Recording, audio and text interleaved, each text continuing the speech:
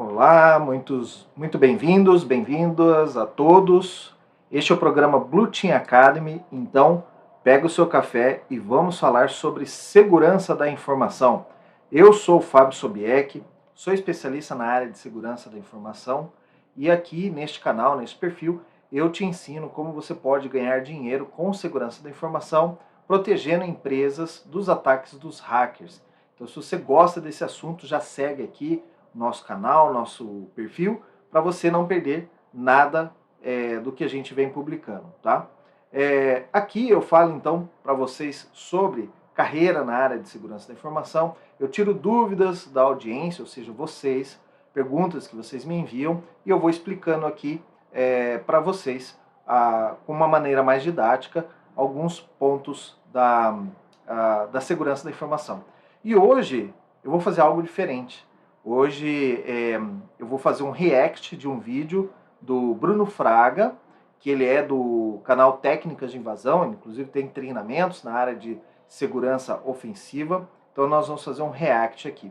E aí alguns de vocês podem falar assim, poxa, mas o cara tá aproveitando o hype e tal. O que aconteceu? Eu já estava com a ideia de fazer esse vídeo, mas aí teve aquele lance do Bruno Fraga e o outro profissional de segurança, né? E aí eu falei, bom, melhor dar uma segurada aí, porque eu não sei se vocês estão sabendo, o Bruno deu um strike no vídeo do Júlio Della Flora, mas depois eles se acertaram, fizeram uma reunião lá, e aí o vídeo foi ao ar, eu assisti o vídeo, né? Até achei que não tinha nada demais para levar um strike, mas tudo bem, questão de cada um.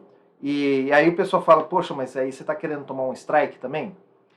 Não quero tomar um strike, não quero perder meu canal, mas tem algumas coisas que a gente precisa falar sobre esse vídeo e eu te acompanho, então, eu te convido, né, para me acompanhar aqui nesse vídeo para a gente debater esses tipos de assunto.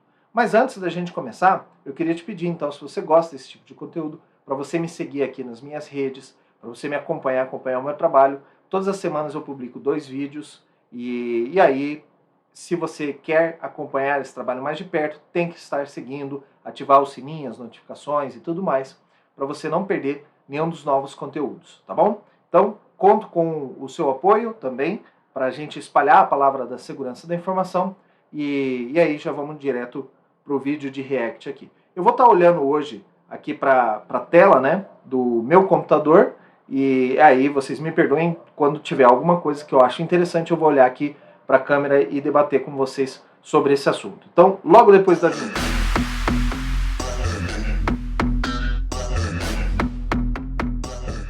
Muito bem, aqui estamos de volta e eu vou trocar agora para mostrar o meu monitor aqui para vocês. Deixa eu só checar aqui para vocês verem a tela, né, do meu browser. Muito bem. Aqui eu vou saltar nesse vídeo, né, em alguns pontos específicos que a gente precisa debater, que a gente precisa conversar, e aí depois vocês podem assistir esse conteúdo na íntegra no canal Técnicas de Invasão. Já aproveita para seguir o canal, que tem bastante informação interessante, tá bom? Bom, deixa eu dar uma explicação antes, porque obviamente nós não vamos começar o vídeo desde o começo. Esse vídeo ele está fazendo um Capture the Flag. O que é um Capture the Flag? É um exercício, como se fosse um jogo, onde você tem alguns objetivos.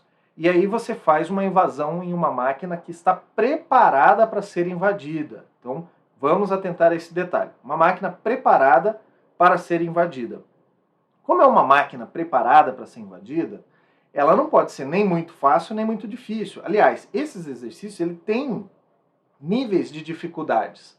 Então, quando você acessa o site que ele aponta, ele chama Try Hack Me, você se cadastra, tem uma versão paga, uma versão gratuita, e lá você tem os níveis. Então, se você está no começo de segurança ofensiva, óbvio que você vai fazer os exercícios, jogos iniciantes. O que ele vai mostrar aqui, eu acho que é mais um nível médio, tá? E ele vai mostrar como ele invade essa máquina e resolve aquele exercício. Estes vídeos são muito bons para quem é da área de segurança defensiva, Porque, como eu sempre falo, você não precisa ser um hacker para trabalhar em segurança defensiva, mas você precisa entender o que está acontecendo, entender os ataques.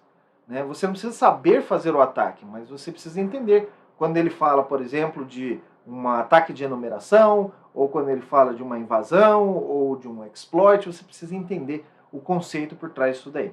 Então, eu assisto muitos vídeos de exercícios de Capture the Flag, não só de canais brasileiros, mas canais estrangeiros também, e eu acho que alimenta muito a nossa iniciativa para você saber como que funciona, como que é executado um ataque, porque você está vendo ele fazer o ataque. Então, alguns de vocês me pedem assim, Fábio, como que é a interação do Red Team com o Blue Team? E eu não posso mostrar para vocês relatórios de pentesters da vida real, porque ali tem informações de clientes, vai mostrar, por exemplo, o nome do cliente, e não são todos os clientes que querem ter divulgado no canal do YouTube que foi feito um pentest ou que teve uma falha, alguma coisa. Então, a natureza do nosso trabalho, que tem que ter sigilo profissional, a natureza do nosso trabalho de sermos éticos, assim como o Bruno Fraga não permite que a gente ataque sites verdadeiros ou ambientes de verdade. Então, por isso que a gente usa esses vídeos aqui, e eu vou usar esse vídeo do Bruno para mostrar para vocês como que é o trabalho do Blue Team depois que o pentester mostra as falhas. Por quê? Não adianta só o pentester ir lá e falar, ó, aqui tem um problema. E aí, como é que resolve? Né? Tem pentester que ajuda, mas tem pentester que fala, cara, meu trabalho acabou ali.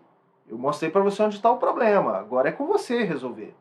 E você tem diversas maneiras de se resolver o mesmo problema. Então nós vamos passar aqui alguns problemas e eu vou falar justamente como você protege esse tipo de caso. Que esses são os vídeos que não aparecem no YouTube, tá? Então eu tive essa ideia e esperei passar um tempo também, porque o Bruno Fraga ele estava em lançamento de curso e tudo mais, então não queria atrapalhar, nem pegar hype na publicidade dele, eu esperei passar, e quando ele encerrou a inscrição para os cursos dele, eu falei, vou gravar de novo, porque já estava gravado o vídeo, vou gravar de novo, e aí nós vamos debatendo isso daqui. E se você tem alguma dúvida, com certeza manda aqui nos comentários. Então vamos lá. Nesse primeiro aqui, que eu vou mostrar para vocês, no 2 minutos e 30, ele já vai começar a fazer o scanning. Pode apontar para várias coisas, pode representar várias coisas. Ele pode ser, por exemplo, uma então, aplicação web com servidor. Deixa eu só dar uma explicação antes para vocês. E aí eu vou colocar meu fone de ouvido aqui para poder ouvir o feedback do vídeo. Quando o atacante ele tem um alvo, um IP, ele não sabe o que aquilo é. Se é um servidor, se é um software, um load balancer, uma câmera, um Wi-Fi, um roteador. Então ele tem que fazer um trabalho que nós chamamos de reconhecimento. E esse reconhecimento é o que ele vai fazer aqui com Port Scanning. Né? Port Scanning o que é? É um programa que ele vai tentar fazer conexões contra um alvo e tentar descobrir o que aquele alvo é. Se é um sistema operacional, o que é. Só que você concorda comigo, se ele está acessando o alvo e, de uma certa maneira, ele vai procurar portas abertas, ele vai dar 1 até 65.534. Cara, se você tem um monitoramento nesse servidor, você percebe que tem um IP que está conectando na 1, na porta 2, na porta 3, na porta 4, na porta 5. Isso é um comportamento que não é normal. É um comportamento de quem está fazendo um scanning de portas. Então, alguns firewalls e algumas ferramentas de segurança podem detectar esse comportamento, e uma vez que ele detecta, ele vai lá, pega o IP que está partindo esse ataque, que seria o IP do atacante, do hacker, e ele dá uma congelada nesse cara. Ele começa os pacotes de rede recebidos são descartados. E com isso, o atacante ele não recebe mensagem de erro, ele vai perdendo tempo até a hora que ele vê que ele está bloqueado.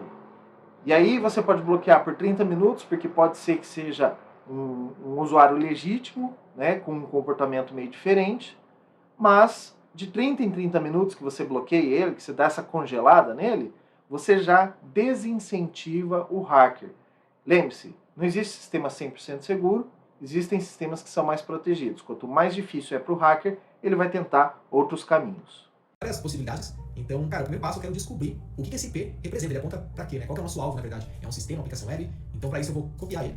E primeiro passo, né, quando a gente tem um IP, tem uma coisa que a gente sempre faz no processo de hacking que se chama port scanning, que consiste em identificar se naquele IP, naquele endereço lá, existe alguma porta serviço rodando. Por exemplo, a aplicação web vai rodar na porta 80, um servidor FTP na porta 21. Caso você não saiba o fundamento aí, tá? O servidor web tem várias portas, e nessas portas podem rodar serviços padrões, a não ser que o administrador seja muito louco e ele bote a aplicação web na porta 21, Ó, legal, esse ponto ele fala, o administrador é muito louco.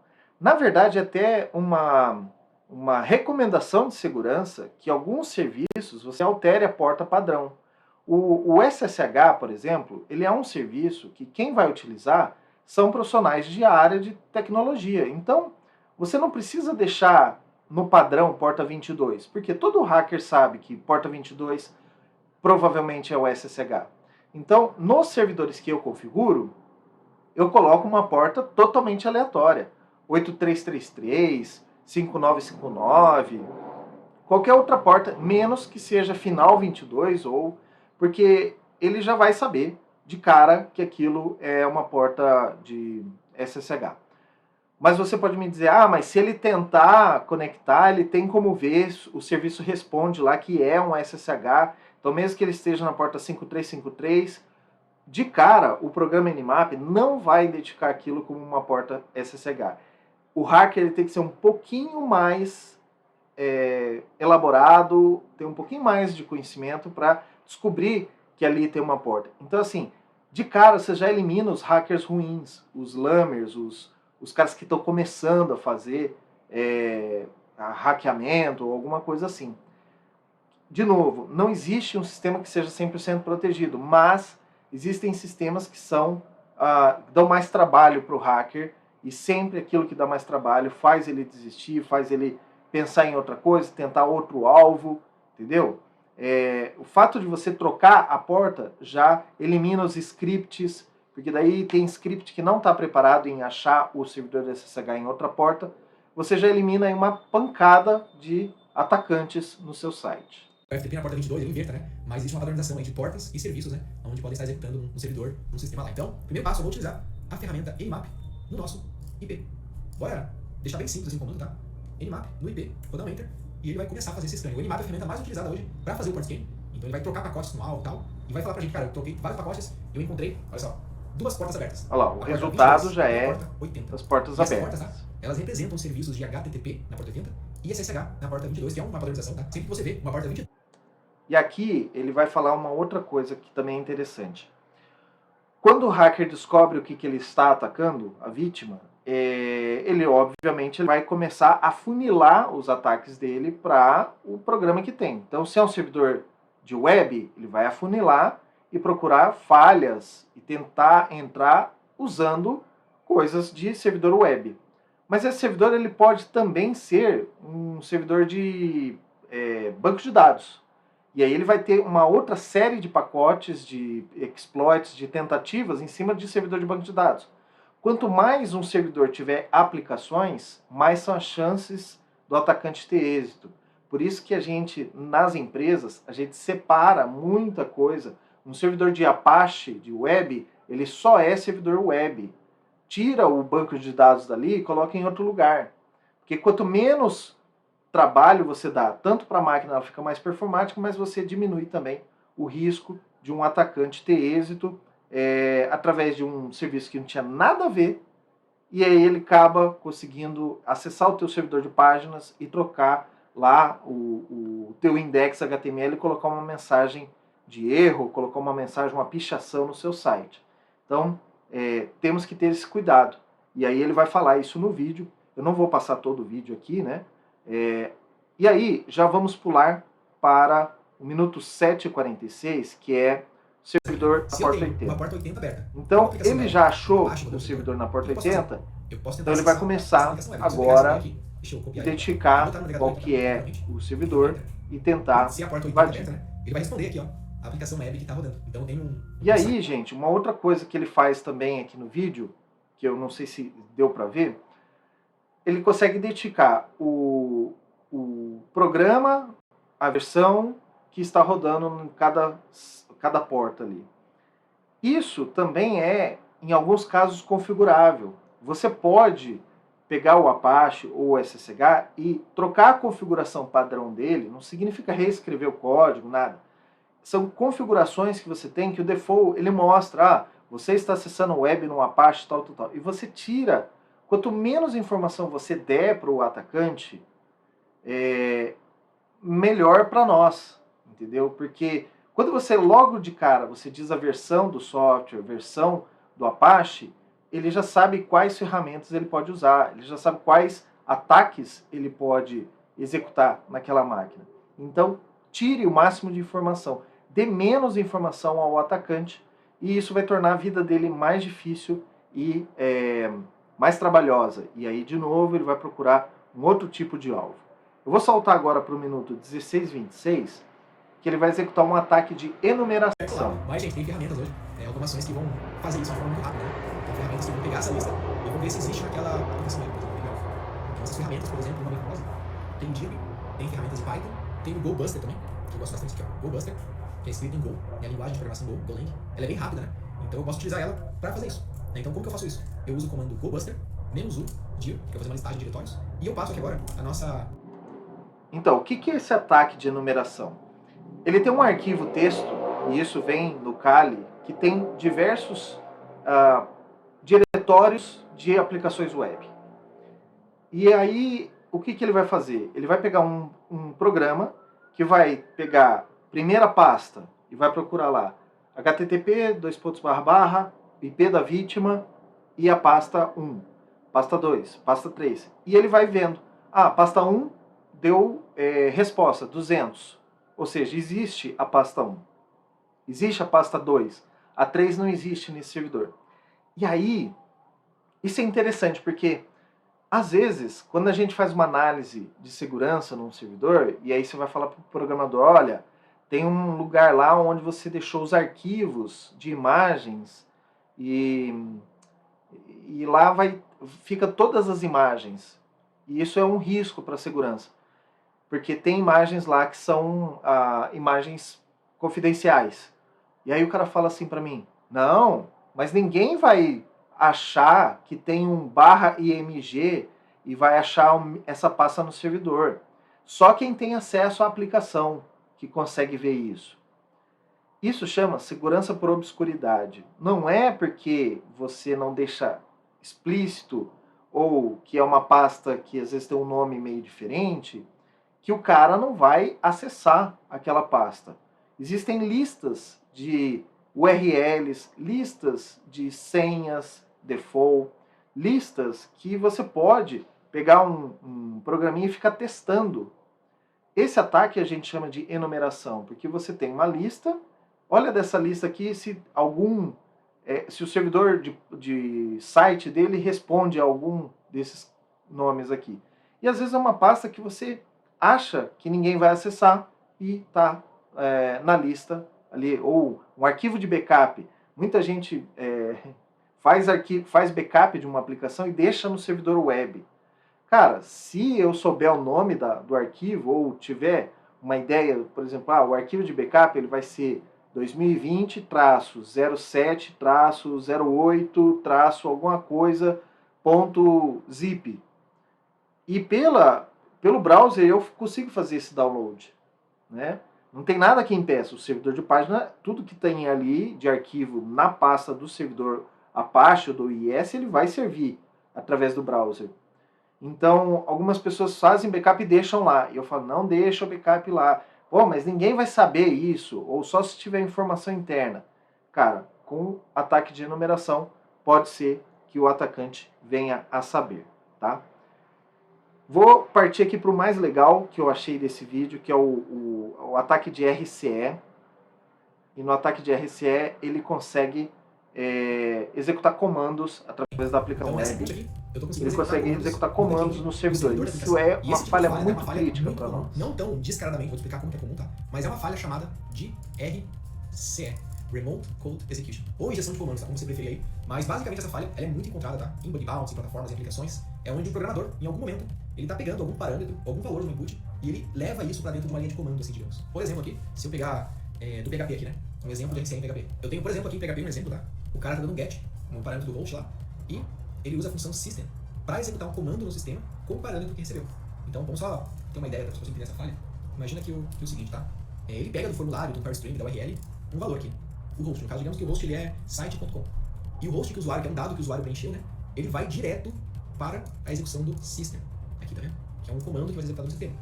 E quando o programador pega a variável direto e joga no comando. Site.com correto, né? Que o programador esperava ali, que o cara somente inseriu um site.com. Mas a gente pode, por exemplo, inserir isso aqui, site.com, pipe, que é para continuar um comando, ou ponto e vírgula. Aqui no livro, no sistema ls, ponto e vírgula ls, eu executei 2 ls. Né? O ponto e vírgula permite que eu continue um comando. Né? Ponto e vírgula, continue aí, um outro comando que vai ser executado. Então o que eu posso fazer? Eu posso, lá no formulário, no valor que eu estou passando como usuário mal intencionado, né? Eu posso enviar o site.com para que esse comando tenha sucesso, né? Execute, ponto e vírgula, e ele vai para o próximo, né? Então, site.com, ponto e vírgula, ls. O que você acha que vai acontecer aqui? O programador que pegou esse valor, tá? Vai estar inserindo esse valor naquela linha de comando que ele tem pro padrão lá. E basicamente o cara vai dar um ls. Vai inserir, né? Vai injetar um comando lá na função system. Ah, mas o programador é esperto e ele...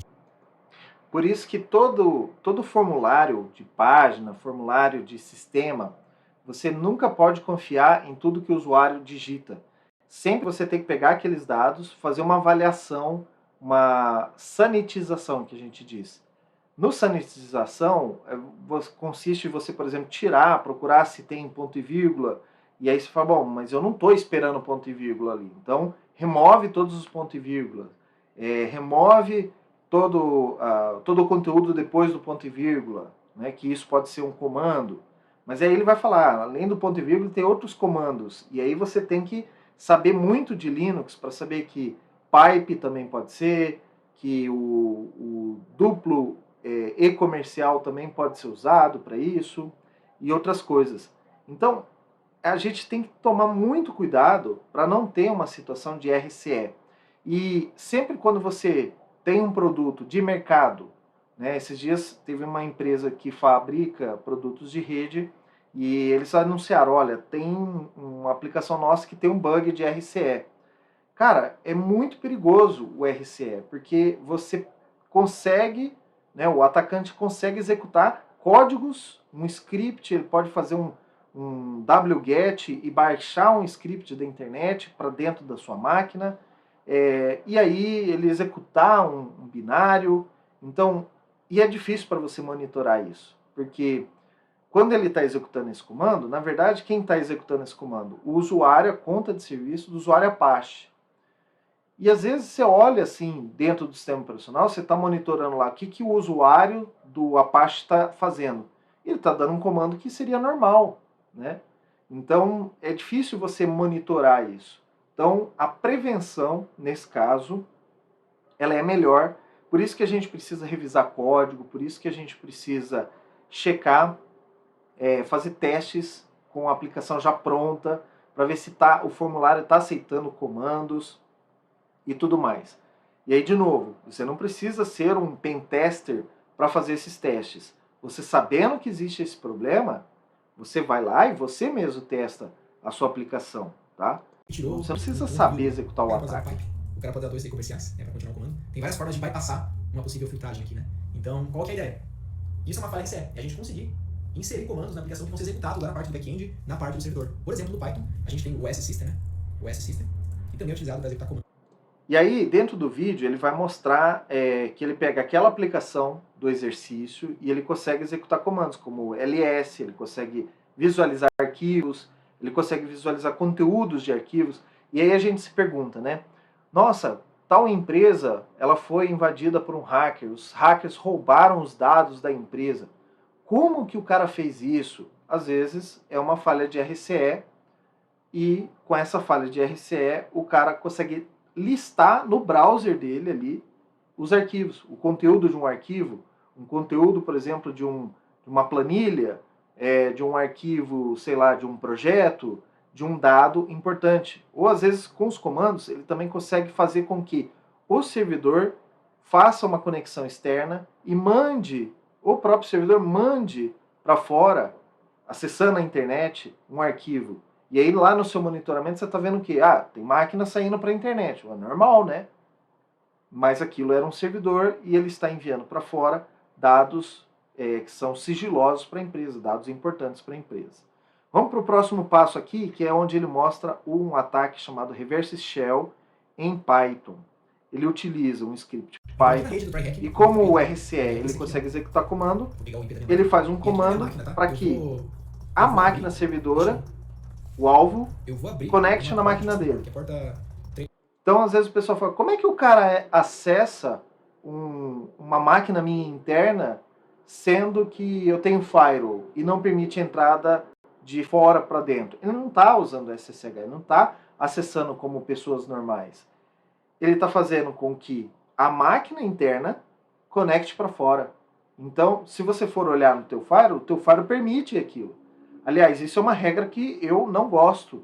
Uma empresa que eu fiz um trabalho aqui, por exemplo, os servidores, eles não tinham gateway default, eles não tinham DNS, eles não precisavam sair para a internet. Então nós tiramos, por questão de segurança. Ah, mas poxa, aí também não baixa a atualização. Cara, a gente fazia atualização manual, entendeu? Então tem opções para você fazer configurações que vão te levar a um ambiente mais seguro e que não permita, por exemplo, que uma máquina interna importante faça acesso externo. Então, aqui com NC, o Netcat, ele vai abrir uma porta, ele vai esperar uma conexão, que poderia ser, ele vai fazer a 3363. Eu fecho todas as minhas portas. Se ele botar na porta 80, você mantém a porta 80 aberta. Tem saída para a porta 80, tem saída para 443. Você não monitora a tua saída da 443. Isso é um erro. Então você tem que monitorar tudo que está saindo na 443 e às vezes tem ferramenta que olha o pacote de rede e vê que não é um pacote normal, não é um pacote web. Então ele fala, opa, não é um pacote web, tem alguma coisa aqui errada. Então, vamos ver o ataque. Certo. Então nesse computador aqui, tá? Eu acabei de abrir uma porta utilizando a ferramenta Netcat, o NC, que é um tipo isso no computador dele. No meu computador aqui, meu Mac, tem uma porta aberta, esperando alguém conectar nela, tá? Então o que eu vou fazer? Eu vou pegar o IP do meu computador, aqui na rede, que é esse IP aqui, né? E aqui no RevShells eu vou falar qual que é o meu IP e qual porta que eu abri, que é 3333, certo? Agora, eu posso tentar executar esse bash aqui, ó. Porque olha só, na máquina alvo, lá no alvo, ele vai executar esse comando falando, cara, conecta nessa máquina aqui, olha só que parada. Se eu pegar, por exemplo, o Python, quer ver, ó? Deixa eu pegar aqui o Python. Ele também vai executar um comando Python aqui, ó. Vai conectar na minha máquina. Deixa eu ver se tem Python. Isso é importante. Tem gente que deixa a instalação default do Linux. Talvez um Python 3, e aí Python 3. O cara não usa Python, mas ele deixa instalado o Python. Python se você não usa, tira. Isso é um trabalho que nós fazemos de hardenização.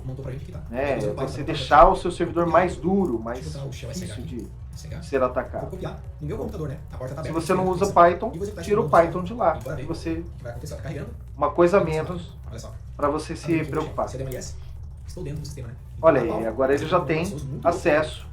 E pior, gente, quando ele faz esse reverse shell, não fica nos logs do servidor Linux, o history, tem um arquivo, por exemplo, que é o history.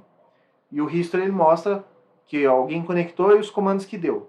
Não mostra isso lá, porque o Netcat ele não está usando o bash normal, ele não está usando às vezes o SSH, não fica nos logs isso. Então, alguém fala assim, como que o cara invadiu se não tem nenhum sinal nos logs? Às vezes não tem mesmo, né? Porque ele está usando Netcat e um reverse shell.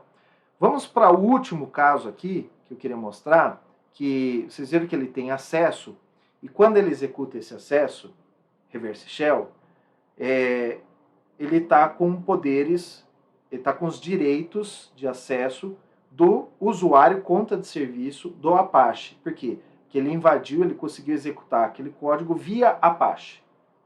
Então, quando ele está via Apache, o usuário do Apache ele é limitado. Ele não tem como ver todos os arquivos da máquina, não tem como executar alguns comandos. Para isso você precisa ser root, você precisa ser o administrador dessa máquina. E aí ele vai fazer, ele ganha o acesso de root, devido a uma má configuração. Então, ele não está, eu vou dar um ele não vai usar nenhuma vulnerabilidade. Uma configuração errada. Olha lá, ele checou o sudo "-l". Eu vou ficando por aqui muito errado. Qual que é a parada aqui, tá? O nosso usuário, ele pode executar tudo como root aqui, né? Tem permissão total. Então, tá super mal configurada essa máquina. Isso acontece no mundo real. E é verdade, acontece mesmo. Demissão total. Então se eu utilizar o sudo aqui, né, sudo tal coisa, qualquer coisa eu posso executar, né, como sudo aí. Então o que eu vou fazer? Cara, eu posso dar um sudo bash -i. Vou dar um zoom aqui. Um sudo bash -i. E virou root. É isso aí. Somos usuário root. O EMI? Sou root. Então é isso, pessoal. Vamos voltar aqui. O trabalho que ele faz é bem interessante. Ele mostra esses ataques. E partindo para a vida real, dentro das empresas, o que vai acontecer? Vai ter momentos que você contrata um pentester, o pentester vai lá, ele faz todo esse trabalho que o Bruno fez aqui, que a gente viu.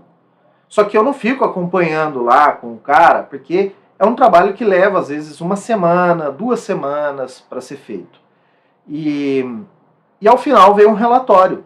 Então vem um relatório lá dizendo, olha, encontramos nesse host tal IP, encontramos essa vulnerabilidade, RCE, tudo. Ele não vai ficar te ensinando o que é um RCE, ele não vai ficar te ensinando o que é uma escalar privilégios, ou o que é um ataque de enumeração. Isso tudo você tem que saber.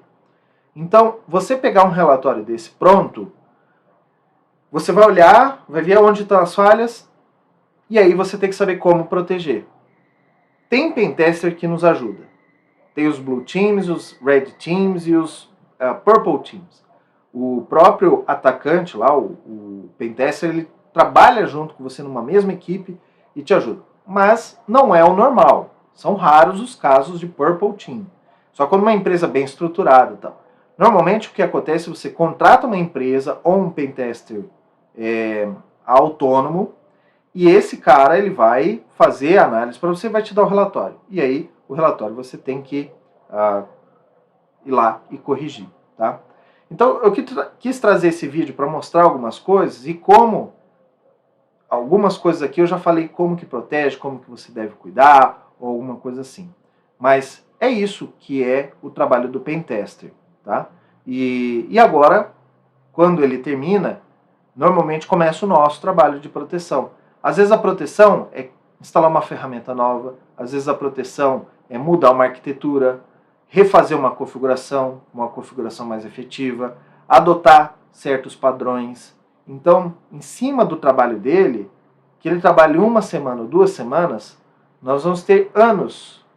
Às vezes um projeto leva 6 meses, 8 meses para ser concluído, só para fechar uma porta que o pentester acessou. Eu recomendo para as empresas executarem pentests regulares, a cada 1 ano no mínimo, mas o ideal seria a cada 6 meses, e tratar esses erros que o pentester ele levanta, tratar bem a sério isso, mesmo que seja um risco pequeno, de riscos pequenos em riscos pequenos podem abrir a grandes invasões. Tá? Então, é basicamente isso. Eu queria agradecer ao Bruno por fazer esses vídeos. Não só o Bruno, tem outros caras também na internet que fazem vídeos resolvendo esses exercícios, explicando certos ataques, e é bastante importante isso pra gente, né? Porque, como eu sempre falo, tem área para todo mundo, tem gente que gosta de ofensiva, vai trabalhar com ofensiva, mas tem gente que não vai se dar bem com segurança ofensiva, não sabe decorar os códigos, os comandos do Linux e tudo mais. Mesmo para você que não tem familiaridade com Linux e tudo mais, existe espaço na área de segurança da informação, talvez fazendo a proteção. Então eu acho que nós temos que abrir os campos, abrir a mente não só para um tipo de trabalho, mas para vários tipos de trabalho. E aqui eu mostro para vocês como que dá para você trabalhar na proteção sem saber hackear. Eu não sei fazer um remote, um reverse shell, ou explorar um remote code, mas eu sabendo que existe essa possibilidade, eu vou tomar certas precauções, eu vou olhar para uma aplicação sabendo os problemas que ela pode conter. Tá bom, pessoal? Muito obrigado para vocês que nos acompanham aqui. Não esquece de deixar seu like se o vídeo ficou legal. Se vocês querem que eu reaja a outros vídeos, pode mandar os vídeos aqui, a gente vai comentando também. E se você chegou até aqui ao final, comenta aqui embaixo técnicas de invasão, que daí a gente sabe que você assistiu até o final. Obrigado e até o próximo vídeo.